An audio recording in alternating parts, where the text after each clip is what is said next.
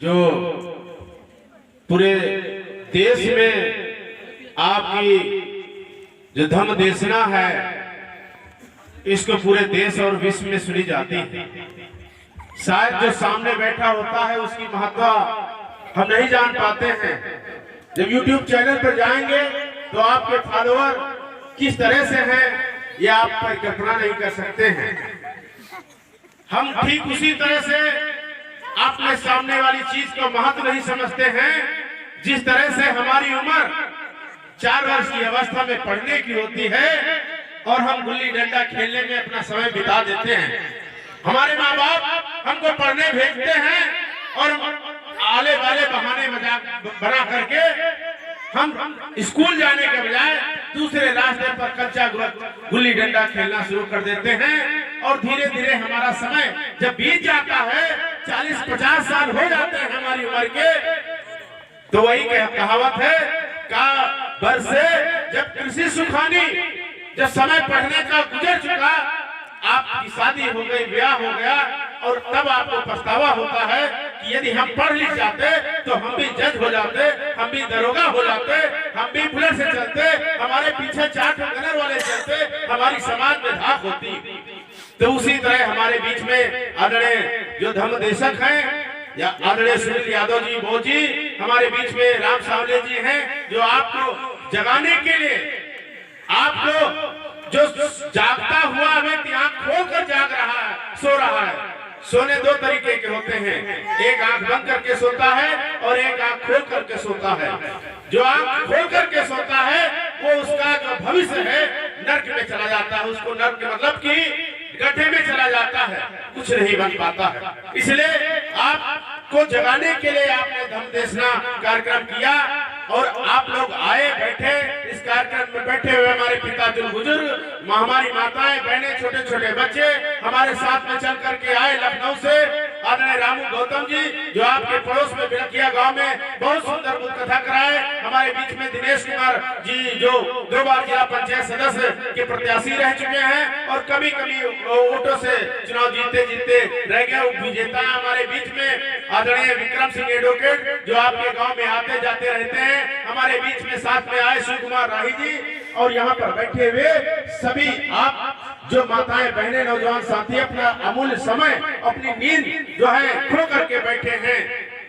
आपका समय जाग रहा है, आप जाग रहे हैं और इस जागने का जो कार्यक्रम का उद्देश्य क्या है, ये कार्यक्रम का उद्देश्य ये नहीं कि आपको स्वर्ग मिल जाएगा, ये कार्यक्रम का उद्देश्य नहीं आपको भगवान से दर्शन हो जाएंगे। ये कार्यक्रम इसलिए है कि आपका जो जीवन है, आपके जो भविष्य है, इसका सुंदर स्वर्ण तरीके से कैसे निर्माण हो।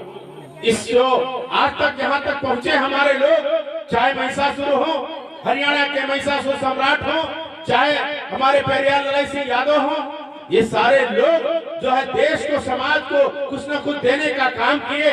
64 बीघा जमीन बेच करके जीनक कानपुर में रहने वाले पेरियार ललाई सिंह यादव जो गज्जू सिंह के लड़के थे, मूला देवी इनकी माता का नाम था, और जो है अपनी अवस्था में कितना संघर्ष किया, इनके पिताजी ने कितना संघर्ष किया। यदि हम आपको पढ़ लें तो शायद हमारी आंखें खुल जाएं। आज जो थानों में दरोगा को जो वर्दी मिलती है, दरोगा को पानी पीने को मिलता है, दरोगा को रहने के लिए आवास मिलता है, ये किसी और की देन नहीं है, हमारे पेरियार ललाई सिंह यादव की देन है। लेकिन ललाई सिंह यादव थे, इसलिए इनका इतिहास नहीं लिखा गया। इन्होंने 64 बीघा जमीन बेच करके प्रेस बनवाने का काम किया, अशोका पुस्तकालय बनवाने का काम किया।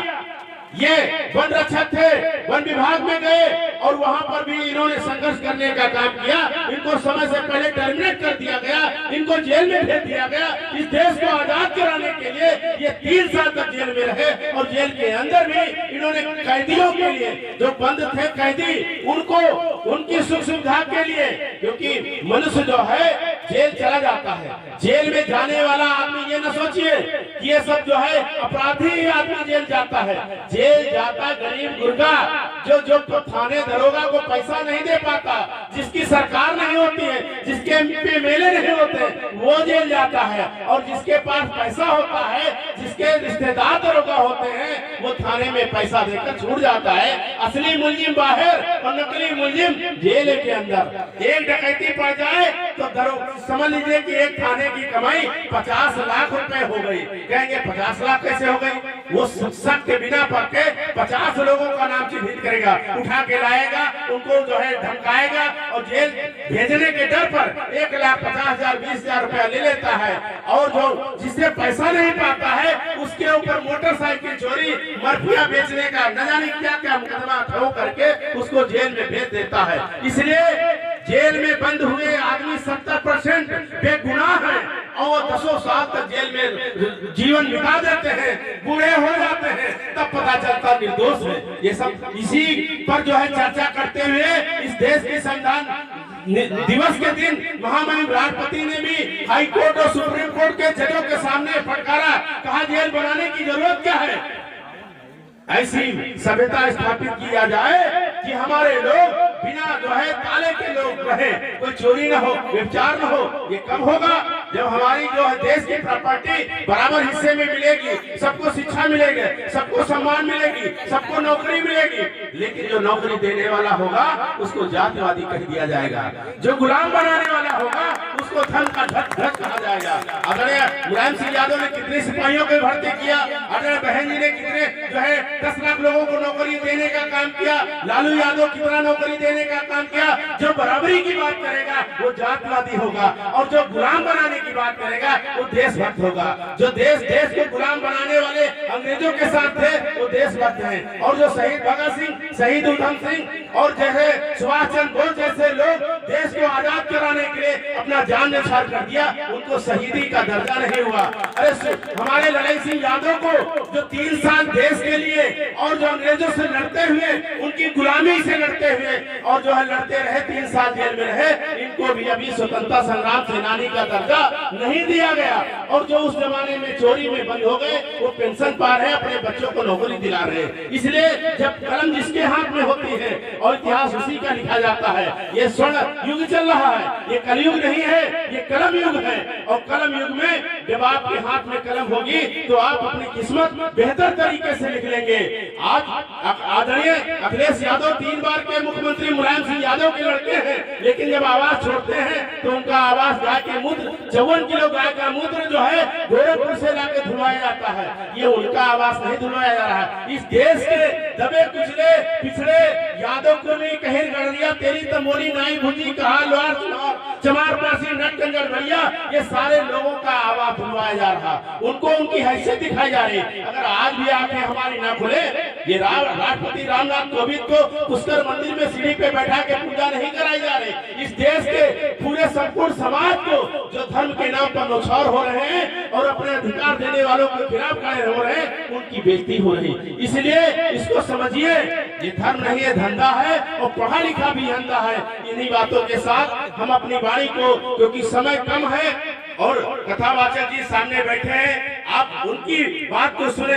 हमारा केवल एक ही पैगाम है। बाबा साहब ने कहा शिक्षा वह शेरनी का दूध है, जो पिएगा दहाड़ेगा और जो नहीं पिएगा गिड़गिड़ाएगा। थाने जाएगा, एप्लीकेशन लिखाने के लिए गिड़गिड़ाएगा, बैंक जाएगा, बैंक में विड्रॉल फॉर्म भरने के लिए गिड़गिड़ाएगा, रेलवे स्टेशन पे जाएगा, पूछेगा भैया अंग्रेजी में पट्टी चल रही, ये कौन ट्रेन कहाँ की जाने वाली है। और जो पढ़ा लिखा होगा मोबाइल से ही टिकट बुक कर लेगा। इसलिए वैज्ञानिक युग है, इस वैज्ञानिक युग में अंधविश्वास में न पड़े, अपने माता पिता के बातों को माने, महापुरुषों की बातों को माने, पढ़े लिखे और अपने घर में डॉक्टर, इंजीनियर, वकील जब पैदा कर ले। यदि एक एसडीएम हो जाएगा आपके गांव में, एक डॉक्टर हो जाएगा आपके गांव में, एक वकील हो जाएगा आपके गांव में, तो किसी की हैसियत है जो आपके जो है रिश्तेदार नातेदार तक के जो है आपके साथ अन्याय कर सके। इसलिए हमको जो है अंधविश्वास पाखंड में जो है ऐसे बचने की जरूरत है और पैसे को बचाने की जरूरत है। महिलाओं को भी अंधविश्वास से बचने की जरूरत है, अपने पैसों को बचाने की जरूरत है, अपने बच्चों को पढ़ाने की जरूरत है और दारू शराब से भी दूर रहने की जरूरत है। छोटी छोटी बातों में झगड़ा ना करें, आपस में भाईचारा बना के रखें। ये झगड़ा कराने वाले लोगों को दफन करना है, इसलिए आपस में भाईचारा बना के रहना है। इन्हीं बातों के साथ एक बार हम तथागत बुद्ध, ज्योतिबा राव फूले और साहू जी महाराज, बाबा साहब डॉक्टर भीमराव अम्बेडकर, ललित सिंह यादव, गज्जू सिंह चौधरी, महिषासुर यादव सम्राट, सभी महापुरुषों को नमन करते हुए, मुलायम सिंह यादव, राम सेवक यादव और जो है सभी महापुरुषों को नमन करते हुए और इस धरती को नमन करते हुए आप लोगों के नमन बंदन करते हुए अपनी वाणी को विराम देते हैं। हमारे बीच में मास्टर साहब राजेश भाई भी जो बेलागांव के रहने वाले हैं और ये हमारे साथ में वकालत भी करते थे, अब शिक्षक हो गए हैं और इनको इस कार्यक्रम में तहे दिल से हार्दिक वंदन अभिनंदन स्वागत करते हैं। जय भीम, जय भारत, नमो बुद्धाय, जय ललित।